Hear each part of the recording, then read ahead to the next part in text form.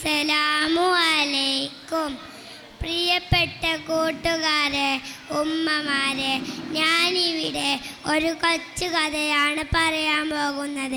ഒരിക്കൽ മുത്തുനബി സല്ലല്ലാഹു അലൈഹി വസല്ലം തങ്ങളും കൂട്ടരും ഒരു യാത്ര പോകുകയായിരുന്നു. അപ്പോൾ ഒരു കിളിക്കൂട് കാണുകയും അതിൽ 2 കുഞ്ഞിക്കിളിയെ തട്ടിയെടുത്തു.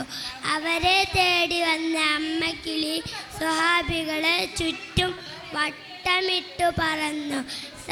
അത് കണ്ട് സങ്കടത്തോടെ മുത്തുനബി സല്ലല്ലാഹു അലൈഹി വസല്ലം ചോദിച്ചു, ഈ അമ്മക്കിളി ആരാ വേദനിപ്പിച്ചത്? അതിൻ്റെ കുഞ്ഞുങ്ങളെ തിരിച്ചു നൽകൂ. ഇതിൽ നിന്ന് ഞങ്ങൾ എന്ത് മനസ്സിലാക്കി? കൂട്ടരും ഞങ്ങൾ ഒരു ജീവിയെയും വേദനിപ്പിക്കരുത്. അസ്സലാമു അലൈക്കും.